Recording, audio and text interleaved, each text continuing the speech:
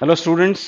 तो एसएचएम में simple pendulum के क्वेश्चंस करने के बाद आज हम डिस्कस करेंगे स्प्रिंग रिलेटेड प्रॉब्लम्स, मतलब ही स्प्रिंग पेंडुलम और स्प्रिंग की प्रॉपर्टीज पर बेस्ड क्वेश्चंस।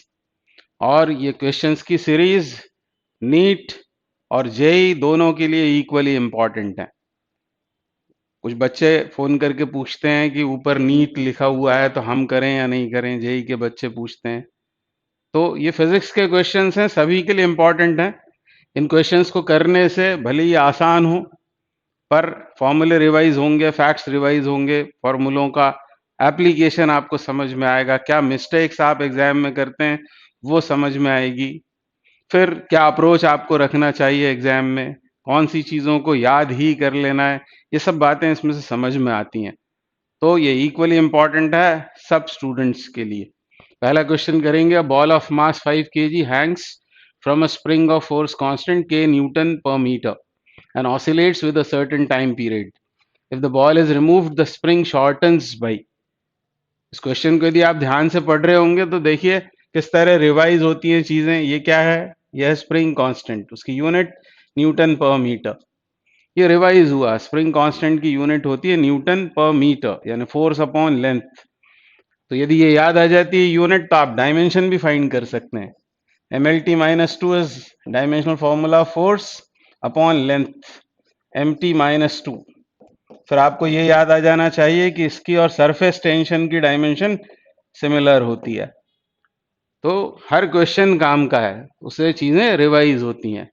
अब इस क्वेश्चन में क्या बोला हुआ है, एक स्प्रिंग के एक एंड को तो रिजिड सपोर्ट से टाई किया होगा, दूसरे एंड पर टांग दिया है 5 kg का मास, और वो ऑसिलेट हो रहा है। यदि इस मास को हटा दें, बॉल को हटा दें, तो स्प्रिंग किस अमाउंट से शॉर्टन, मतलब उसकी लेंथ कितनी कम हो जाएगी, ये पूछा हुआ है।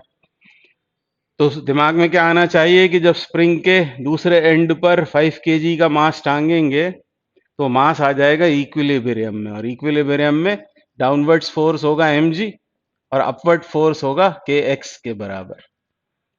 ये इक्वेशन होती है इक्विलिब्रियम में, यानी उसमें एलोंगेशन कितना आया होगा, x, और अब ये मास हटा देने से इतना ही वो शॉर्टन हो जाएगी, यानी x बराबर कितना होगा, x होगा mg अपॉन k के बराबर। और ये आंसर आएगा किस में, तो ये आंसर आएगा मीटर में, जैसा कि ऑप्शंस में आप देख रहे हैं जो m लिखा हुआ है ये मीटर का है। अब मास कितना है, मास है 5 kg, और g और k स्प्रिंग कांस्टेंट दे रखा है, यानी वो इतनी छोटी हो जाएगी, 5g अपॉन k के बराबर। Option 2 is correct. अगला क्वेश्चन क्या बोल रहे हैं, a mass capital M is suspended from a spring of negligible mass. हमको नेग्लिजिबल मास वाली स्प्रिंग ही होती है जनरली क्वेश्चंस में, अनलेस स्टेटेड उसको मासलेस ही मानकर हम काम करेंगे। The spring is pulled a little and then released so that the mass executes SHM of time period t. If mass is increased by small m, time period becomes 5t by 3, then the ratio of small m upon capital M is। पहले कितना मास suspend किया हुआ है, capital M, और तब time period कितना है, time period है मान लो t के बराबर, लिखा भी हुआ है यहाँ t है टाइम पीरियड। तो उसका फॉर्मूला लिखते हैं पहले, t is equal to 2 pi under root mass जो सस्पेंड किया अपॉन यहाँ क्या आता है, स्प्रिंग का स्प्रिंग कांस्टेंट m बाई के। ये इक्वेशन 1 होगी। और फिर क्या किया, फिर इसके साथ एक और मास रख दिया गया, उसके साथ टांग दिया गया, इंक्रीज कर दिया मास को बाय स्मॉल m, मतलब यहां आने लगेगा capital M plus small m। Spring constant तो स्प्रिंग की प्रॉपर्टी होती है, वो के ही रहेगा। और टाइम पीरियड कितना हो गया, तो टाइम पीरियड हो गया 5t अपॉन 3 के बराबर।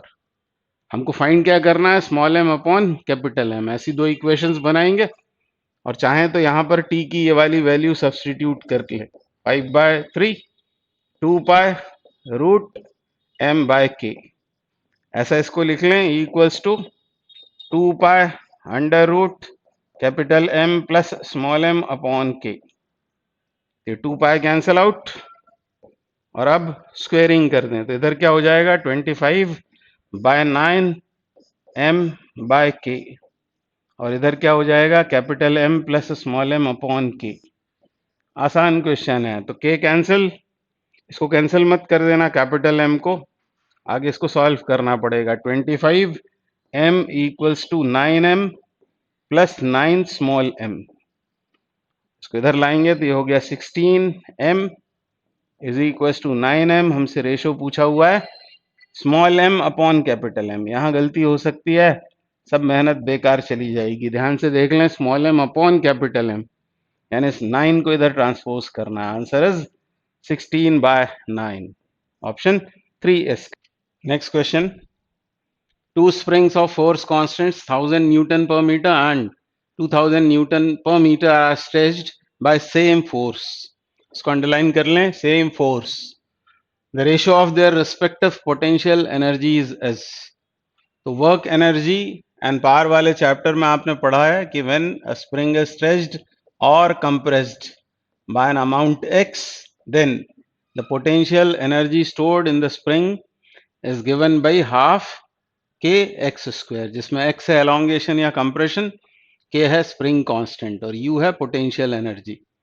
हमको पोटेंशियल एनर्जीज को कंपेयर करना है। जब सेम फोर्स लगाकर दो स्प्रिंग्स को स्ट्रेच करते हैं तब उनमें स्टोर्ड पोटेंशियल एनर्जीज का रेशो, यानी u1/u2, पर हमको क्या गिवन नहीं है, यहाँ हमको k तो बताए हुए हैं पर x नहीं बताया है।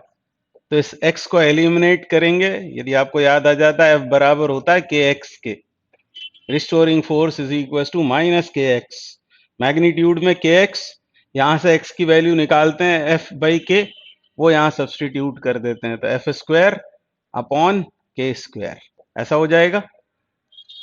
इस तरह का फॉर्मूला बन जाएगा। अब F क्योंकि कांस्टेंट है, हाफ भी कांस्टेंट है, एक के कैंसिल होगा, तो हम बोल सकते हैं कि U is inversely proportional to K। इसका मतलब U1/U2 इज इक्वल टू होगा K2/K1, और K2 है 2000 और K1 है 1000। Clearly the ratio is 2:1, 2:1, and so option 1 is correct. Next question करेंगे। Next question, a load small m is attached to a spring of force constant k and stretched it through x and released. It makes oscillations in a vertical plane with a time period t. तो time period कितना होगा इस pendulum का, t is equal to 2π√m/k, ये होगा इसका time period. क्या होता है कि जब स्प्रिंग से हम मास सस्पेंड करते हैं तो पहले वो मास आता है इक्विलिब्रियम में, mg इज इक्वल टू होता है kx के बराबर, और फिर उसे जब हम ऊपर या नीचे डिस्प्लेस कर देते हैं तब फिर वो ऑसिलेशंस शुरू करता है, और टाइम पीरियड होता है उसका ये। और आप देख रहे हैं टाइम पीरियड एम्पलीट्यूड से इंडिपेंडेंट है। आगे उसने कहा है कि यदि it is further pulled down through another x and released, उसको और एक्स खींचकर यदि छोड़ दिया तो टाइम पीरियड वर्टिकल ऑसिलेशंस का कितना हो जाएगा। थ्योरेटिकल क्वेश्चन है, हम यही कहेंगे कि time period is independent of amplitude, तो एम्पलीट्यूड पर डिपेंड ही नहीं करता है टाइम पीरियड। तो पहले यदि वो टी था तो अब भी वो टी ही बना रहेगा, एंड ऑप्शन 3 करेक्ट हो जाएगा। K is the force constant of a spring. The work done in increasing its extension from L1 to L2 will be. तो इसको हम पोटेंशियल एनर्जी के कॉन्सेप्ट से करेंगे। Work done is equal to change in potential energy, और potential energy क्या होती है, वो होती है हाफ के एक्स स्क्वायर। तो यदि इसको L1 से L2 किया है तो फाइनल पोटेंशियल एनर्जी क्या होगी, हाफ के L2 स्क्वायर, और इनिशियल पोटेंशियल एनर्जी हाफ के L1 स्क्वायर, यानी ज्यादा परेशान नहीं होंगे। k/2 इसमें से कॉमन करें तो अंदर आएगा L2 square minus L1 square, और यही इस क्वेश्चन का आंसर होगा। k/2 L2 square minus L1 square, option 4 is correct. The elongation of a spring of length L and of negligible mass due to a force is x. The spring is cut into two pieces of length in ratio 1:n. The ratio of respective spring constants is. तो important question है, पहले आ चुका है JEE में, इसको ध्यान से आपको समझना चाहिए और इसका डायरेक्ट फॉर्मूला मैं आपको बता दूंगा। आपको ये याद आना चाहिए, किसी स्प्रिंग का स्प्रिंग कांस्टेंट स्प्रिंग की लेंथ से इन्वर्सली प्रोपोर्शनल होता है। मतलब के एल के इनवर्स प्रोपोर्शन में डिवाइड होता है ऐसा नहीं कहेंगे, ये हम क्वालिटेटिवली कह रहे हैं कि के एल पर किस तरह डिपेंड करता है, लेंथ जितनी कम होगी के उतना ज्यादा होगा। Qualitatively K is inversely proportional to length. इसका मतलब के एल ये क्वांटिटी कांस्टेंट होगी, के स्प्रिंग कांस्टेंट, और ये क्या है, ये है लेंथ ऑफ द स्प्रिंग। तो यहां पर बोला हुआ है स्प्रिंग की लेंथ है एल और उसका स्प्रिंग कांस्टेंट पहले मान लेते हैं के, तो पहले हम लिखेंगे के एल, और जब उसको हम पीसेस में डिवाइड कर देंगे, L1 L2 ये दो पीसेस कर दिए मान लो, और ये रेशो कितना दिया हुआ है, ये दिया है 1/n के बराबर। अब क्योंकि ये क्वांटिटी कांस्टेंट रहेगी, पहले पार्ट का स्प्रिंग कांस्टेंट है मान लो K1 और लेंथ L1, और दूसरे पार्ट के लिए क्या लिखेंगे, K2 टाइम्स L2, और ये क्वांटिटी रहेगी कांस्टेंट। हमको स्प्रिंग कांस्टेंट्स का रेशो फाइंड आउट करना है, मतलब K1/K2 हमको फाइंड आउट करना है। यहां से K1 कितना होगा, K1 होगा KL अपॉन L1, और यहां से K2 कितना होगा, तो K2 हो जाएगा KL अपॉन L2 के बराबर। तो K1/K2 रेशो ले लें, K1/K2 कितना हो जाएगा, वो हो जाएगा L2/L1। इसमें से डिवाइड करेंगे तो ये रेसिप्रोकेट हो जाएगा, KL कैंसिल, L2/L1, और L2/L1 कितना होगा, तो वो होगा n के बराबर, यानी रेशो आ जाएगा n:1। ये सबसे इजी मेथड है उसको करने की, अदरवाइज बहुत सोच नहीं पाएंगे हम एग्जाम में। तो हमको बेसिकली ये याद रहना चाहिए कि जब कटिंग करते हैं स्प्रिंग की, तब के इनवर्सली प्रोपोर्शनल टू एल होता है और क्वांटिटी के एल कॉन्स्टेंट रहती है। ऐसे एक चेन बना लेंगे और फिर K1 K2 निकाल कर उसका रेशो ले लेंगे। हो सकता है n:1 बोला होता, n:1 बोला होता तो हम इसको रेसिप्रोकेट करके 1:n आंसर हो जाता, फिर कुछ भी हो सकता है, या फिर नंबर्स में लिखा होता वो 2:3, तो भी इसी तरह उसको सॉल्व करना है। बेसिकली ये आपको याद रखना चाहिए। अगला क्वेश्चन करेंगे, क्या बोल रहे हैं, two springs with stiffness constants K1 and K2, K2 more than K1 are stretched by the same force, more work is done on the spring with spring constant. Theoretical question है, same force की बात हुई है, F बराबर होता है KX, same force मतलब ये क्वांटिटी कांस्टेंट है दोनों स्प्रिंग्स के लिए, KX मतलब K और X ये हैं इनवर्सली प्रोपोर्शनल। हमसे पूछा क्या है, वर्क डन किस में ज्यादा होगा, तो वर्क डन का फॉर्मूला लिखें पहले, half KX², potential energy stored या वर्क डन। अब यहां पर हमको सिर्फ K के बारे में बताया हुआ है, तो यहां हम X को एलिमिनेट करेंगे। X को हम क्या लिख सकते हैं, X को हम लिख सकते हैं constant upon K, constant upon K यानी कांस्टेंट स्क्वायर अपॉन K², ऐसा लिख लेंगे। ये K कैंसल आउट, यानी work done is inversely proportional to K, ऐसा हम बोल सकते हैं यदि सेम फोर्स लगाया गया है तो। अब K2 लार्जर है, हमको चाहिए क्या, ये देख लेते हैं, work done, more work done, किसमें ज्यादा वर्क डन होगा, वर्क डन ज्यादा उसमें होगा जिसका K कम है, और कम किसका है, 1 का, यानी आंसर 1 करेक्ट हो जाएगा। तो इस तरह इसको सॉल्व कर लेंगे। अगला question, the natural angular frequency of a particle of mass m attached to an ideal spring of force constant K is। तो वैसे तो आपको याद होगा इसमें से कौन सा ऑप्शन सही है, ये वाला, ये वाला शायद सही होना चाहिए। देखते हैं, मान लो भूल गए वहां आप, तो क्या याद आना चाहिए आपको, फोर्स लगता है KX के बराबर, यह फोर्स, और फोर्स होता है mass into acceleration, mass into acceleration, यानी एक्सेलरेशन कितना होगा, एक्सेलरेशन होगा KX अपॉन M। ये रिस्टोरिंग फोर्स है, माइनस साइन यहां दे सकते हैं। ऐसी इक्वेशन आती है बेसिकली स्प्रिंग पेंडुलम के लिए, और इसको कंपेयर कर दें यदि SHM की स्टैंडर्ड इक्वेशन के साथ में, तो प्रूव होता है कि SHM हो रही है, और इसमें ओमेगा स्क्वायर का रोल किसने प्ले किया, K/M ने, यानी ओमेगा कितना होगा, ओमेगा होगा √K/M, और ये हमसे पूछा हुआ था, ऑप्शन 2 नहीं 1 करेक्ट है। ये तो टाइम पीरियड में आता है, देखो कैपिटल M बाई के।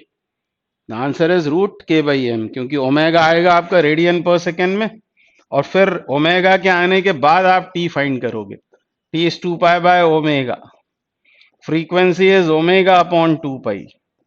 तो जब यहाँ सब्सटीट्यूट करेंगे ओमेगा तो क्या आ जाएगा, omega is root K by M under root M by K. तो आपको बहुत हैबिट होना चाहिए फॉर्मूलों की लिखने की, साथ साथ में आप सॉल्व कर ही रहे होंगे, और ऐसी ही हैबिट होना चाहिए, नहीं तो आप वहाँ एग्जाम में बहुत आपको अफसोस होगा घर आने के बाद।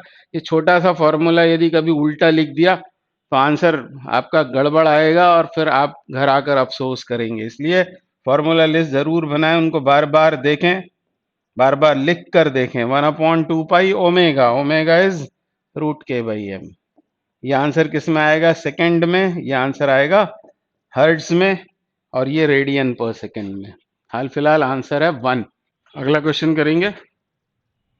क्या बोल रहे हैं, स्प्रिंग्स ऑफ स्प्रिंग कांस्टेंट्स के 2k 4k 8k and so on up to 2048k are connected in series. A mass m is attached to one end of the system is allowed to oscillate. The time period is approximately. तो कई सारी springs को connect किया हुआ है जिनके spring constants दिए हुए हैं, इनको सीरीज में कनेक्ट किया, फिर एक मास m अटैच किया, and system is allowed to oscillate. हमको बताना है टाइम पीरियड। तो पहले हमको चाहिए होगा के effective time period. T is equal to होगा 2 pi under root of mass attached upon, यहाँ आएगा के इफेक्टिव। मतलब हमको ये के इफेक्टिव फाइंड आउट करना है, पहले आंसर करना है अप्रोक्सीमेटली। बहुत सारा कैलकुलेशन है, आंसर्स तो आसान दिख रहे हैं पर कैलकुलेशन बहुत सारा है। सबसे पहले हमारा ऑब्जेक्टिव है ये निकालना, और क्योंकि सीरीज में हमने स्प्रिंग्स को कनेक्ट किया है इसलिए सीरीज में 1/k इफेक्टिव बराबर होगा 1/k। पहली स्प्रिंग का स्प्रिंग कांस्टेंट, फिर दूसरी का 2k, फिर तीसरी है 1/4k एंड सो ऑन। कब तक, 1/2048k।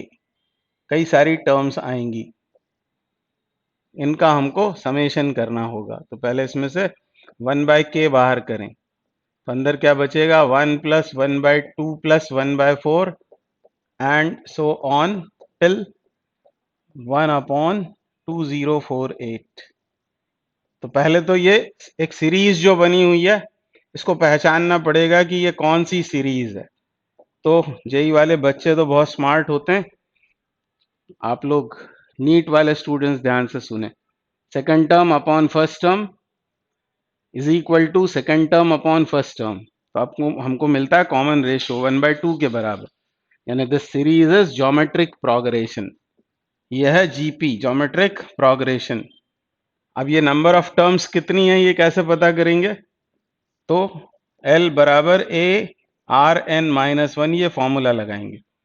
L है लास्ट टर्म, मतलब ही कितना है वो 1/2048 is equal to first term is A is 1, R raised to the power n-1, ऐसा लिखेंगे।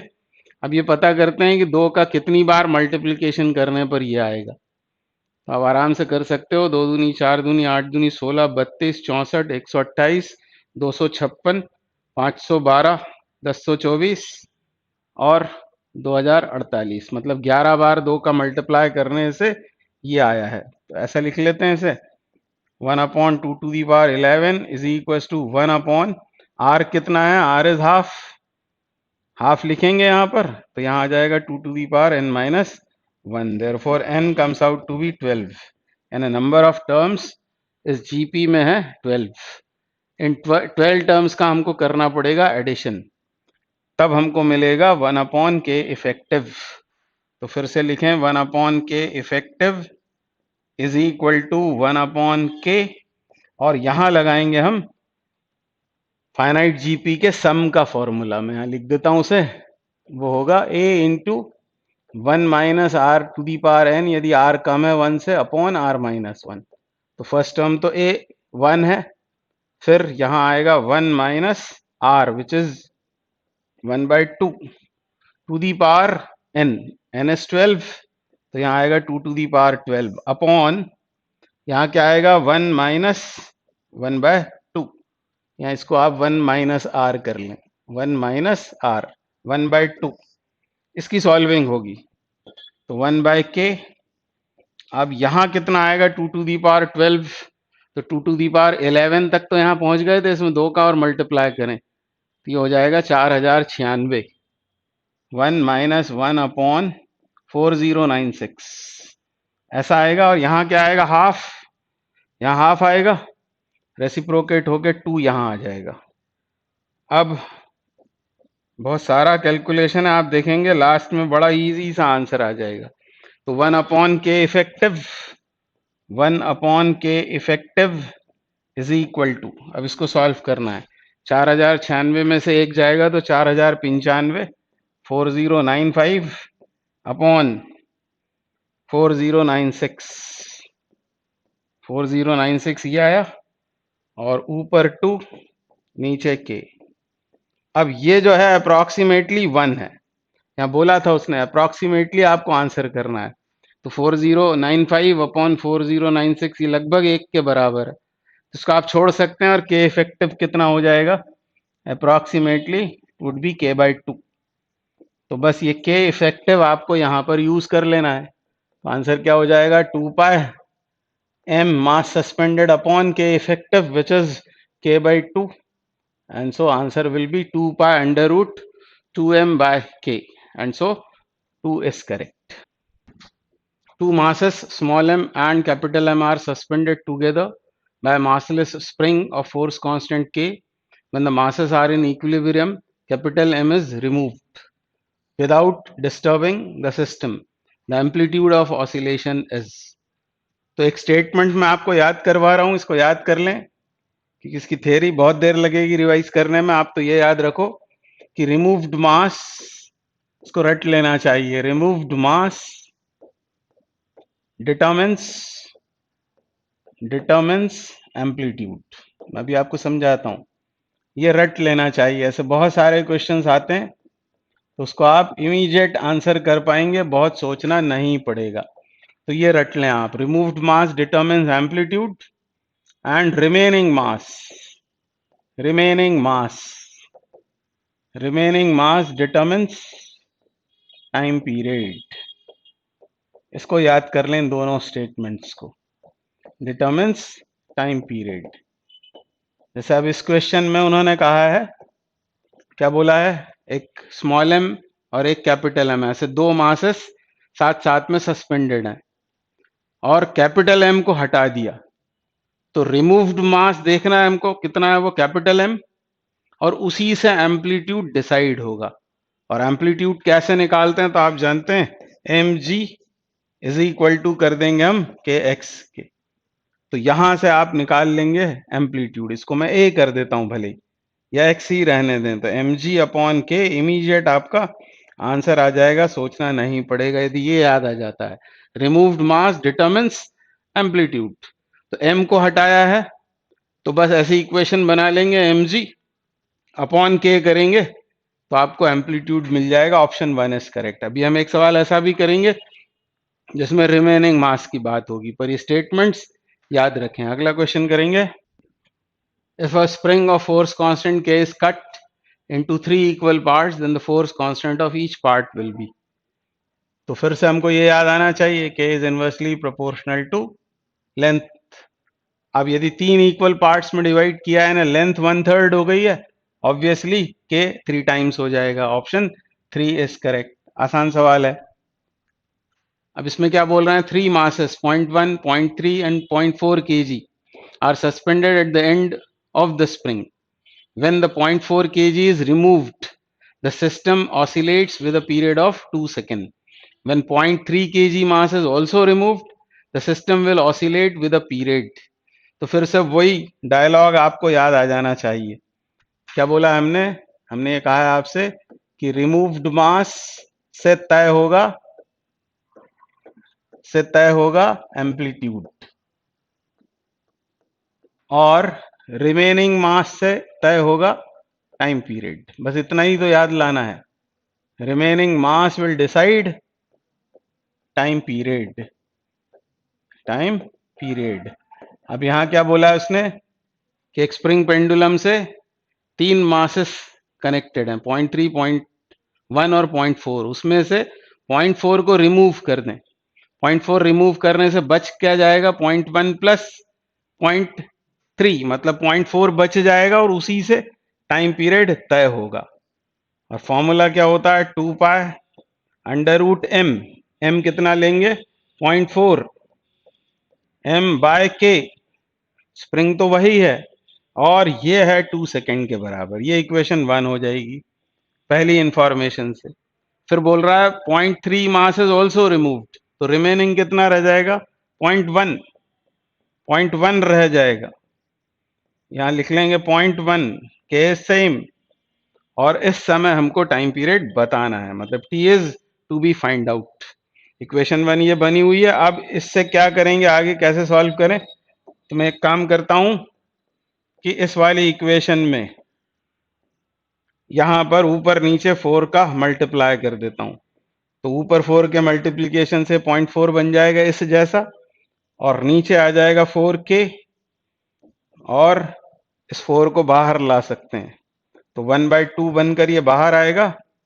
Rest is 2 pi under root 0.4 upon K, और ये सब कुछ क्या है, ये सब कुछ है 2 के बराबर।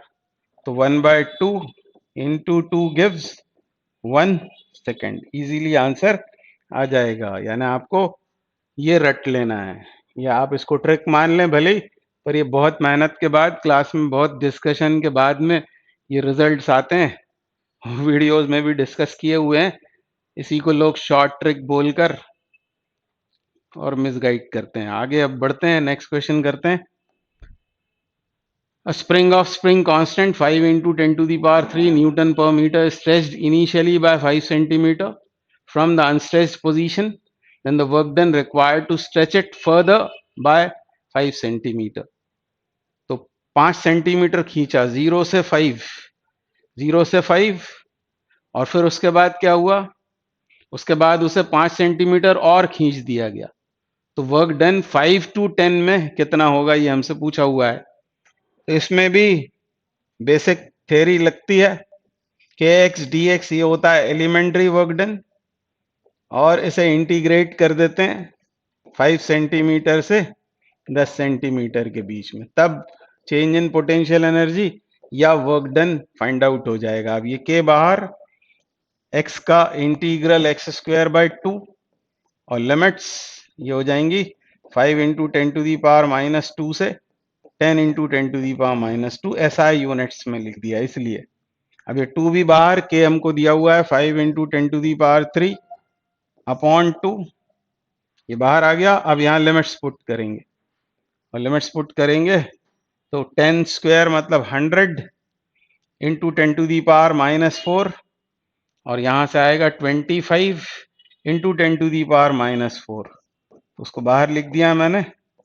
इसको हमें सॉल्व कर देना है बस।